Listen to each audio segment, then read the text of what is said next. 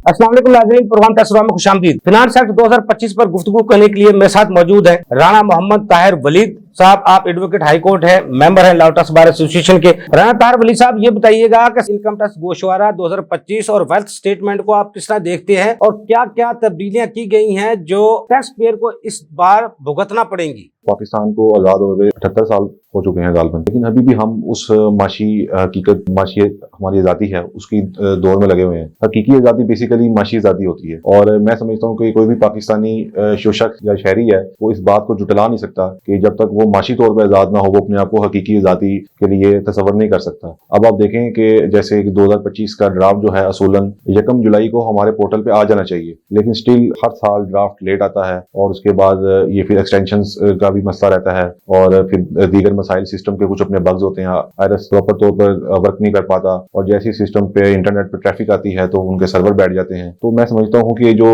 बंद कमरों में बैठ के एफबीआर वाले अपनी पॉलिसीज बनाते हैं इनको इस बात पे गौर फिक्र करना चाहिए कि हम टैक्स पेयर को ज्यादा से ज्यादा सहूलत फराहम कर सकें ताकि वो इजी इन्वायरमेंट में बैठ के अपनी टैक्स रिटर्न फाइल करें और हमें बेहतर से बेहतर टैक्स जो है वो दे। जैसा कि आप देखते हैं कि IMF का जो एक प्रोग्राम है उनका है जी कि हर साल हमें एक टैक्स टारगेट दे देते हैं कि आपने इतना टैक्स कलेक्ट करके जमा करवाना है, लेकिन वो टैक्स कलेक्शन किस तरह मुमकिन है जब तक आप कुछ सही तरह से टैक्स पेयर को कुछ सहूलियात नहीं फराहम कर रहे। 1 जुलाई को ड्राफ्ट नहीं आता, सिस्टम पे ड्राफ्ट आ जाता है तो उसमें फिर दीगर बेशुमार मसाइल हैं। तो ये जो है चीज इनको देखनी चाहिए, इनको गौर फिक्र करना चाहिए, कम से कम स्टेक होल्डर्स की जो मशावरत के साथ बैठ के इनको ड्राफ्ट डिजाइन करना चाहिए। अब भी इन्होंने जो 2025 का ड्राफ्ट इन्होंने इशू किया है उसके अंदर बेशुमार मसाइल हैं। सैलरी की जो रिटर्न है उसको फिल करते हुए बेशुमार मसाइल हमें मिल रहे हैं। दूसरा जो है सबसे इंपॉर्टेंट बात मैं करना चाहूंगा यहाँ पे कि जो IT एक्सपर्ट्स हैं, हम तो बड़े फख्र से ये बात कहते हैं जी कि पाकिस्तान के अंदर हमारी IT जो एक्सपोर्ट है वो 3.5 बिलियन क्रॉस कर गई है। ये बेसिकली एक आधा सच है। इसमें जो मुकम्मल सच है वो ये है कि पाकिस्तान में सिर्फ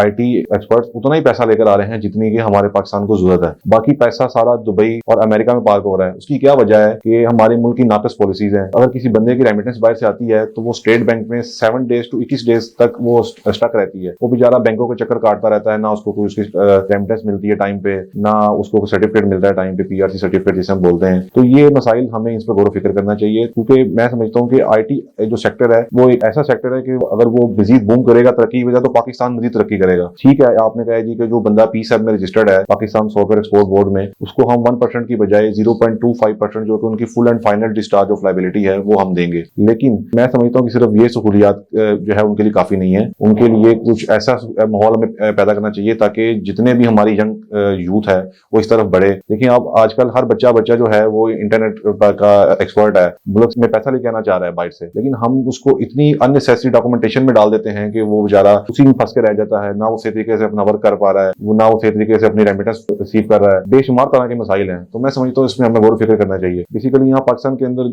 जितने भी ताजर बरादरी है वो 70-80% लोग अपना कोई सही तरह हमें रिकॉर्ड नहीं बताते, अपनी स्टेटमेंट से जाहिर करते, अपने असासाजात को छुपाते हैं। तो मैं उनसे कहना चाहूंगा आपके प्रोग्राम के तवस्सुल से कि अपना एक्चुअल डाटा हमें दिया करें ताकि हम आपके एक्चुअल डाटा को मद्देनजर रखते हुए आपकी रिटर्न्स बनाएं, आपकी एक्चुअल वेल्थ स्टेटमेंट फाइल करें जिसमें आपके तमाम तरह के सासाजात डिक्लेयर होने चाहिए, आपके तमाम तरह की रेलिवेंट जो आपकी इनकम है वो डिक्लेयर होने चाहिए। क्योंकि अगर आप कोई चीज हमें नहीं बताएंगे तो हम फिर उसके मुताबिक आपकी रिटर्न सही तरीके से नहीं बना सकते। मैं यहाँ पे कहना चाहूंगा कि टैक्स पेयर को भी गवर्नमेंट के साथ तावन करना चाहिए, उनको एक्चुअल डाटा फराहम करे ताकि आपकी एक्चुअल असेसमेंट हो और उस असेसमेंट के मुताबिक हम आपका टैक्स बना के तो जमा करवा सकें। बहुत शुक्रिया राणा ताहिर वलीद साहब, आपने हमें टाइम दिया। देखिए प्रोग्राम टैक्स और अफजल अयूबी के साथ।